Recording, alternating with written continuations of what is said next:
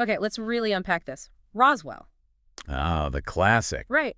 For some, it's just a dusty town in New Mexico, maybe a punchline, or maybe it's the epicenter of the greatest cover-up in history. Hmm. But what if the most incredible part of the Roswell story isn't just about a crash and a subsequent government denial? What if it's more? Yeah, what if it's about a secret history of technology that quietly shaped the world we live in today? That is the extraordinary, almost unbelievable claim at the heart of the source material for this deep dive.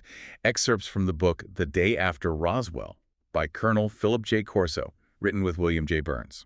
And Corso isn't claiming he was there picking up pieces of debris in 1947. His account places him decades later, Right, much later, in the 1960s, deep inside the Pentagon. Exactly.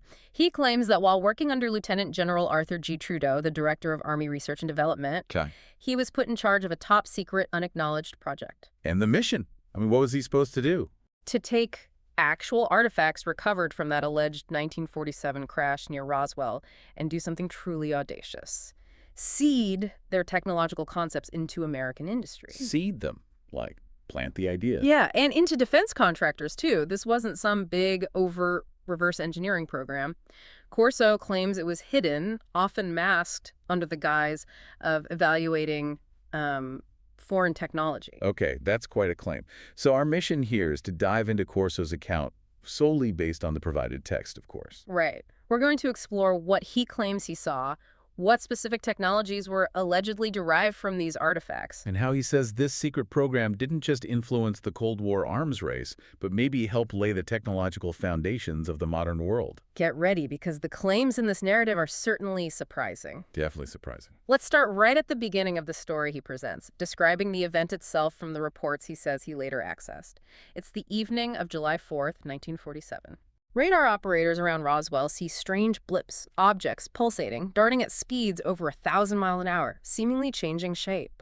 And all this during massive thunderstorms, right? Yeah. Over the desert. Exactly. According to the account, one blip suddenly arced, seemed to vanish, then exploded in a brilliant white flash before almost impossibly just evaporating. Wow. And the military response? Immediate. Teams dispatched instantly with strict orders, secure the location, keep everything quiet. A fire truck and police car that actually showed up They were turned away. waved off quickly. And at the crash site itself, what do these reports say was found? Corso's source describes it looking less like a violent impact and more like a crash landing. The craft mostly intact, apparently, save for a split seam. Okay. And inside or around it? Well, this is where it gets really strange. It wasn't just strange material. Debris, yes, but also little dark gray figures, maybe 4.5 feet long, just sprawled on the ground. Figures, like bodies. The narrative mentions nervous soldiers, a rolling volley of shots as one figure supposedly tried to stand, Oh, wow. and bodies loaded onto stretchers. One figure described as moving, possibly still alive. Jeez. And the orders on site? Stark. Absolute. Secure it. Nothing ever happened here, you understand? Just a nothing piece of scrub brush. Total denial from the word go. Completely. Witnesses who stumbled upon the scene were explicitly told, "You didn't see a thing. Nothing happened here. Let me hear you repeat that." Intense. So while publicly you had figures like Admiral Hillenkoetter busy discounting flying saucers. Yeah, through Project Sign, Grudge, Blue Book, all that stuff. Corso's source claims something entirely different was happening in secret at the highest levels. Right. That's where General Nathan Twining enters the picture in this narrative. Okay, Twining. Big name. According to the excerpts, Twining not only saw the material himself, but compiled a critical report, delivered it straight to President Truman and a hand-picked sort of ad hoc working group. And his conclusion? Yeah. Internally, I mean. Yeah. His internal conclusion. These objects were something real and not visionary or fictitious. So not weather balloons or swamp gas. Definitely not. And this wasn't just speculation. Twining's report, as described by Corso, detailed sightings of disc-shaped objects, big as man-made aircraft, flying over 300 knots, looking metallic, and having really unique flight characteristics. No visible trail except maybe at high performance, and only a rumbling roar sometimes, not like normal engine noise. Okay, so physical evidence and credible reports pointing to something unknown. And this working group. Corso's source identifies individuals often associated with the Majestic 12 discussions. Right, that shadowy group. Allegedly including key military leaders like Twining, Montague, Vandenberg.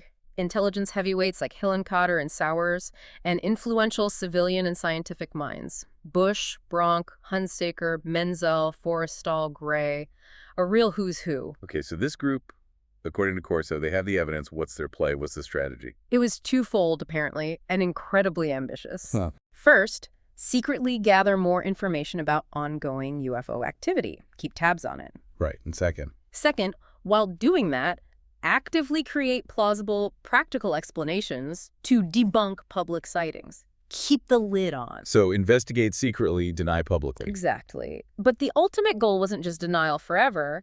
It was to research the phenomenon in secret and gradually desensitize the public for potential disclosure later on. Managing the potential panic, basically. Yeah, managing the sheer terror, as the text puts it, of confronting what seems like a superior biological entity. General Twining allegedly suggested this would be at the same time both the greatest cover-up and greatest public relations program ever undertaken. Wow, that's quite a plan. Yeah. So a massive secret program running alongside the public debunking. And as part of this initial highly classified response, Corso claims Twining sent the alleged alien remains to places like Walter Reed and Bethesda hospitals. For analysis, presumably by top medical experts. Right. And he also distributed material from the wreckage itself, the actual debris, to different military and civilian bureaus for evaluation. And that, according to Corso, is how these artifacts eventually filtered down. Filtered down to someone like him decades later. Which brings us to Corso's direct involvement starting in 1961. Okay, the 60s now. He's assigned to the Foreign Technology Desk in Army Research and Development at the Pentagon, working directly for Lieutenant General Arthur G. Trudeau. And Trudeau gives him this sort of cryptic instruction. Yeah, a singular order. Watch things for me, Phil. There are things we do not understand. Okay, vague but intriguing. And what does Corso discover that makes him suddenly understand what Trudeau meant? He describes finding a hidden file cabinet. Not just a regular one, but one tucked away in Trudeau's private office. And inside? The Roswell files. And not just files, but actual artifacts. A shoebox of tangled wires, a strange, unique piece of cloth, a headpiece, little wafers, other items he didn't recognize. Wow, actually holding this stuff. Seeing these, he says, profoundly impacted him. It connected back to this weird memory he had of seeing a figure in liquid at Fort Riley way back in '47, right after the crash. Okay, so he's got these incredible, potentially alien artifacts in his custody inside the Pentagon, and he's working at the Foreign Technology Desk. Why was that desk the perfect cover? According to Corso, it was brilliant. Foreign technology was this catch-all category, often highly classified, Right. and considered too damn dull for most reporters. It was the ultimate bureaucratic gray space, perfect for hiding something explosive. It provided plausible deniability. Plausible deniability. Got it. And the method of getting this tech out into the world, he calls it seeding. How did that actually work? Well, it wasn't about starting brand new, obviously, alien tech projects. That would be too risky. Right, too obvious. The method was much more subtle. It was about finding existing R&D projects already underway within the military and defense contractors, projects working on similar problems or related technologies. Okay, so find a project that's kind of going in the right direction. Exactly. And then they would feed them concepts, ideas, maybe even snippets of information derived directly from the alien artifacts. So the alien tech concepts were just sort of slipped into existing contracts, like a secret ingredient. Pretty much. The existing contract became the cover story. The goal was for the alien-derived idea to become indistinguishable, just part of a long project history. To disappear into the history of the product development, as he put it. Right. It sounds almost like corporate espionage, but, with ET's tech. General Trudeau's strategic thinking was, industry could fight the war for us. Let them develop it under existing budgets as structures. Okay, let's get to the specifics then. What specific technologies does Corso claim were directly influenced or even jump-started by these artifacts he was handling? Well, one of the most relatable examples maybe is night vision technology. Night vision. Okay, we use that all the time now. Right. Corso describes finding reports on what he calls alien eyepieces found on the bodies. These weren't goggles like we think of them. They allegedly adhered directly to the eyes. Whoa! And how did they work? Their function, apparently, was to reflect existing ambient light, starlight, whatever, to intensify images in darkness, allowing the wearers to pick out shapes, described as sort of greenish-orange outlines that would blend together up close. And Corso claims he took these descriptions, maybe even the material itself, later. To an existing night vision project. Yeah. That's right, at Fort Belvoir. He acknowledges they were already working on stuff, German-derived tech, probably. Okay. But he says the Roswell material offered a giant leap forward, a fundamentally different approach. And he explicitly instructed the researchers there to take all the credit, maintain complete deniability about the true source. Wow. Okay, what else? Think about the tiny integrated circuit chip, the thing powering the device you're probably listening on right now. The foundation of modern electronics. Corso makes an extraordinary claim about where that technology really got its boost. He does. He describes finding these charred semiconductor wafers among the debris, described as thin as plywood, made of silicon with mysterious silver etchings on them. Yeah. And scientists like Oberth and von Braun, the rocket guys, according to his source, were reportedly in awe of the microscopic circuitry they saw in these things, way ahead of anything known then. So how does he connect that find to the modern chip industry? Corso claims he consulted with key rocket scientists and defense contractors. He even mentions Bell Labs was suggested. He asserts that the discovery and study of these alien wafers directly influenced the entire field of circuit miniaturization and solid-state components. Giving it a giant leap, as he keeps saying. Right. That phrase comes up a lot, providing this massive boost to the electronics industry after 1947. He ties this narrative directly to the burgeoning computer industry, the personal computer revolution. He lists names like Apple, WordStar, VisiCalc, HyperCard. He's basically saying the digital age has roots in Roswell debris. That's the implication. He contrasts this alleged secret history with the as the sole miracle breakthrough. Corso suggests the transistor is important, yes, but these wafers provide a whole other level of understanding about miniaturization. That's a massive claim, truly massive. What else? Any other major technologies? Fiber optics is another big one he mentions. Fiber optics for communication. Exactly. Corso describes what he called a wiring harness, or maybe a glass cable transmission found inside the spacecraft. He says it carried laser signals. Okay. And, most fascinatingly, could bend light around corners, performing, as he puts it, the same way a wire conducts an electrical current. Bending light like electricity in a wire. How did he supposedly seed that idea? Well, he says he consulted with a scientist named Hans Kohler about using single-filament glass strands to carry light signals. Kohler apparently pointed him towards existing research, ironically, already happening at Bell Labs again. So Corso wrote a memo to General Trudeau detailing its potential, specifically describing how it carried laser signals and could bend light, offering tremendous power and flexibility. He does note, though, that it would take another 30 years or so for fiber optics to become really widespread, like in telephone traffic. Still, the core concept, he claims, came from the alien craft. What about material science? Did the craft itself offer clues? Yes, definitely. Super-tenacity fibers. Super-tenacity, like super strong. Extremely strong and flexible. Corso describes the alien one-piece protective covering, basically. A suit, or maybe the outer skin of the being that looked fragile, like a spider's web. But it wasn't fragile. Not at all. He claims it possessed incredible tensile strength and flexibility, could stretch under pressure and then snap right back into shape. The suggested function was protection from, cosmic rays, wave action, weird gravitational forces, stuff you'd encounter in space. And how was that seeded? Did they just hand it over? No, again, more subtle. The Army was already looking for strong, lightweight tenacity fibers for things like flak jackets, body armor, parachutes, standard military R&D. Right. Corso suspects the Roswell discovery prompted or at least intensified this search. He says information derived from analyzing the alien material was fed, interestingly, to the medical corps and companies working on medical and biological research grants. Why them? Because apparently that method didn't require a separate dedicated R&D budget, keeping it further under the radar.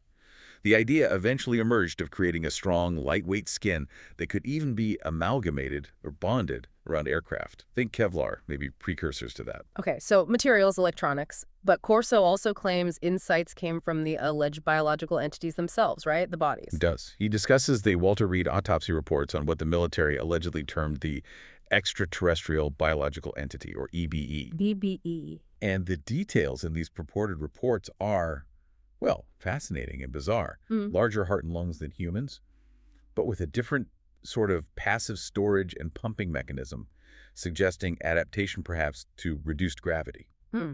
Bones that were thinner, but somehow stronger, possibly due to a different atomic alignment. Skin structure and composition, also with unique atomic alignment, maybe protecting organs from cosmic rays or other space hazards. A combined blood and lymphatic system. Combined. Yeah, apparently.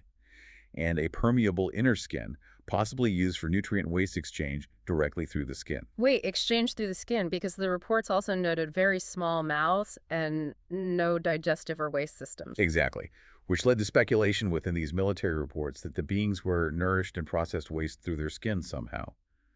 And the complete absence of any food preparation facilities on the craft itself seemed to support this. So speculation was they weren't really biological in the way we think. Right. Were they robots?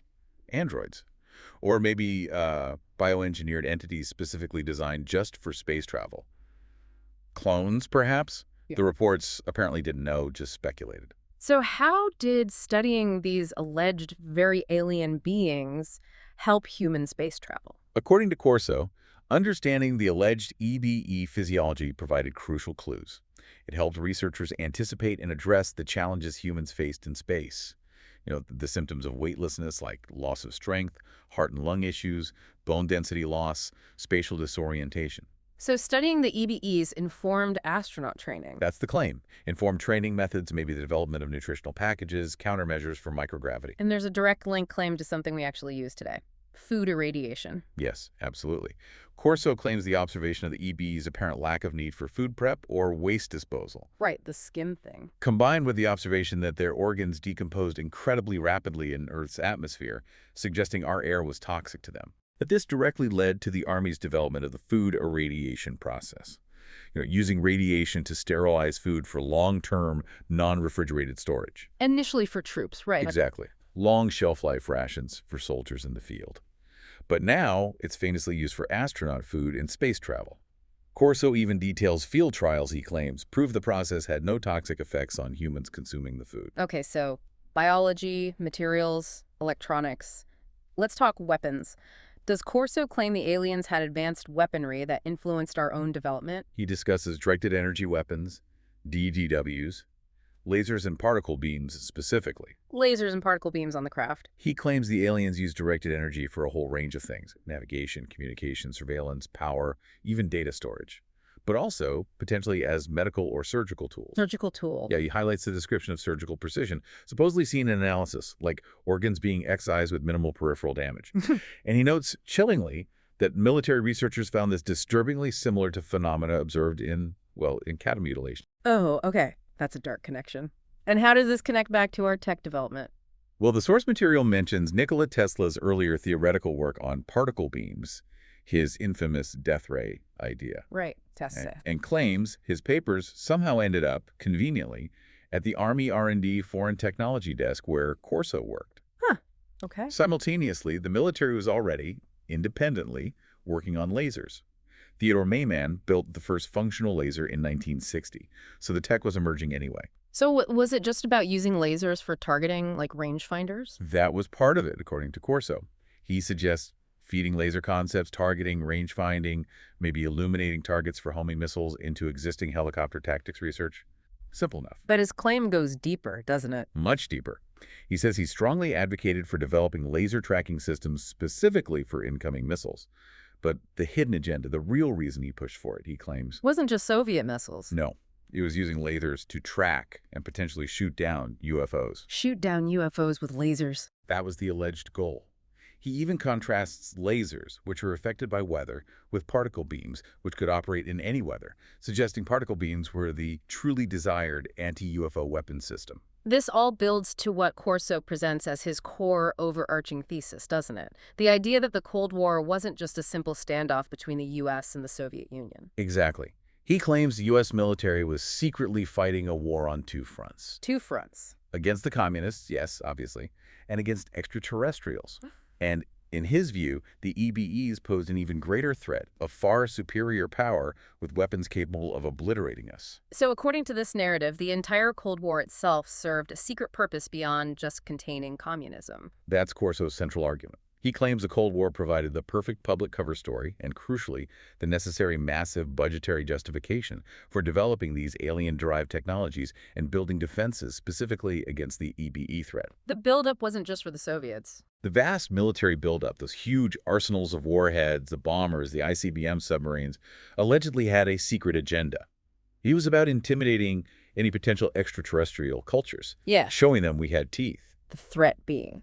The unspoken threat, according to Corso's narrative, was that if they attempted to occupy Earth, we had the capability, and maybe the will, to obliterate them, even if it meant self-destruction, to sacrifice a portion so the rest of us could live. Mutually assured destruction, but aimed at the stars, too. Wow, that's a terrifying second agenda. And Project Horizon is presented as a key example of this alleged dual purpose, right? Right, Project Horizon. This was the Army's own highly ambitious, independent plan for a manned lunar outpost. We're talking mid-1960s time frame. An Army moon base, before NASA really got going. Yeah, $6 billion estimate, buried structures for protection, portable atomic reactors for power, the works. Corso claims the incredible urgency behind this specific project stemmed from the fear that either the Soviets or the EBEs would claim the moon first, control the high ground. So the moon race had another dimension. According to Corso, he claims President Kennedy understood these real consequences of losing the moon to either adversary and tied Project Horizon, or at least its urgency, to the national goal, which also conveniently justified the budget and maybe sidelined competing Air Force or NASA plans. And the ultimate culmination of this alleged secret defense against extraterrestrials, what does Corso point to? The Strategic Defense Initiative, SDI, Star Wars. Ah, Reagan's Star Wars, famously controversial. Hugely controversial, intense public criticism, remember. It was called an unscientific gamble, a corporate giveaway. Critics said it wouldn't provide a real shield against Soviet missiles. It would violate the ABM treaty limiting missile defenses. Just a massive waste of money. But Corso's claim is? His emphatic claim is, quote, it worked. And it worked, in his view, because the real targets weren't Soviet ICBMs, after all. Precisely. He asserts that the true hidden purpose of SDI was to develop and demonstrate the capability to pose a threat, specifically to UFOs, to hostile EBE craft. So Star Wars was actually anti-alien wars. That's the assertion. He claims this capability, developed under SDI, forced a kind of stalemate with the EBEs by the 1980s. It demonstrated that they were, quote, not so invulnerable after all. It leveled the playing field, maybe? Keeping something this vast, complex, and potentially world-changing a secret, especially within the hyper-competitive environment of the U.S. government during the Cold War. I mean, that sounds almost impossible. Does Corso's account touch on the difficulty? Oh, absolutely. He describes intense agency rivalry, constant battles, military branches fighting each other and fighting civilian agencies, especially the CIA versus the military brass, fighting over resources, over information, over control of these perceived alien technology projects. Everyone wanted a piece of it or wanted to control the narrative. And he even makes claims about security breaches affecting the secret world, serious ones. He does. Corso makes some pretty heavy claims about KGB penetration of U.S. intelligence services, including the CIA and something called the Board of Estimates. KGB inside the CIA. He mentions privately testifying about this, alleging it influenced major events like the Korean War outcome and distorted intelligence information being fed to top figures like Defense Secretary Robert McNamara, especially regarding anti-missile development. Which would make the military very hesitant to share, right? Exactly. According to his account, this alleged penetration, this deep mistrust, fueled the military's reluctance to share full information, even with that original Central Working Group, the MJ-12-like figures. We should stress, of course, we are reporting this solely as Corso's claim presented in the source material provided. Understood. So this created a situation where the original high-level working groups fell apart, became ineffective. That's Corso's perspective. He states the original coordinating scheme became basically defunct by the late 1950s. Agencies started pursuing their own individual research tracks, maybe still sharing some limited info, but astonishingly, he claims, they continued to act as if a unified superintelligence group was still in command when, in his view, it really wasn't anymore. Like a ghost bureaucracy. He likens it to the Wizard of Oz. The lower-level groups, the operational people, had absorbed the actual functions, but because the supergroup never officially existed on paper, It couldn't officially disband or be terminated. Wow. He uses this vivid analogy: lines a mile long formed behind pumps that were never opened because there was no gas. That's what the great flying saucer camouflage was like by the time President Kennedy was inaugurated. Just inertia and secrecy maintaining a facade. He also includes some personal experiences that seem to highlight the tension and danger of this secret world, doesn't he? Yes, he does. He recounts alleged CIA surveillance he personally experienced while working at the White House and later at the Pentagon. He describes a pretty dramatic confrontation with a man named Frank Wisner, Okay. whom Corso claims had a CIA connection, possibly even a KGB link, and Wiesner's subsequent suicide in London shortly after their confrontation. Very cloak and dagger stuff. Yeah. And then there's his unusual relationship with J. Edgar Hoover at the FBI. Corso says Hoover discreetly shared unpublicized cattle mutilation stories with him in the early 1960s. Hoover shared cattle mutilation files. Why? It's presented as another layer of bizarre, unexplained phenomena running alongside the official government narrative, something Hoover perhaps thought Corso, given his strange portfolio, might have insight into. Again, these are accounts presented within the source material. And even just keeping the tech secret, never mind the bodies or the overall agenda, even keeping it from their own staff must have been a constant challenge. Huge challenge.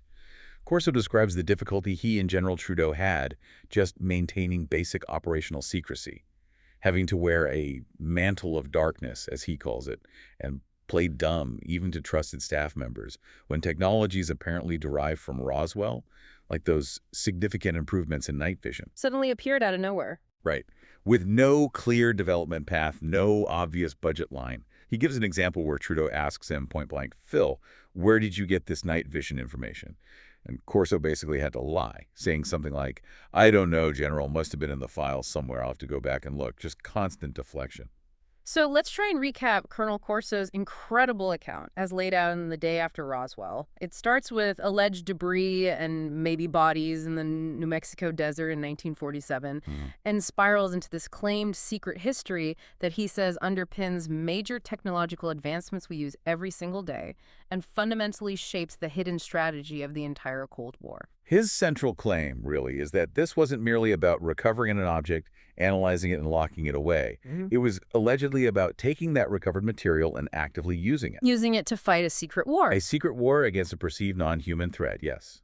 And doing so by injecting alien concepts into the very fabric of modern technology and defense, secretly, over decades. So why does this narrative matter to you listening right now? I mean, it sounds like science fiction.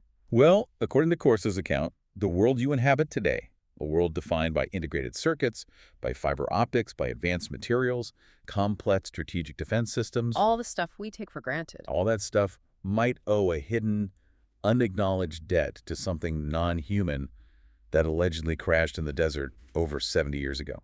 It's a staggering thought. And here's a provocative final thought to leave you with, based purely on pondering Corso's narrative.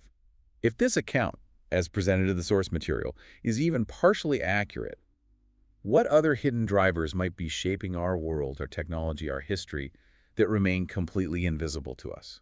How much of the history we think we know is just the convenient cover story for something far, far stranger? So, the next time you boot up your computer or stream something online using fiber optics, or maybe even just look up and see a satellite trail cutting across the night sky, remember the story of The Day After Roswell and wonder.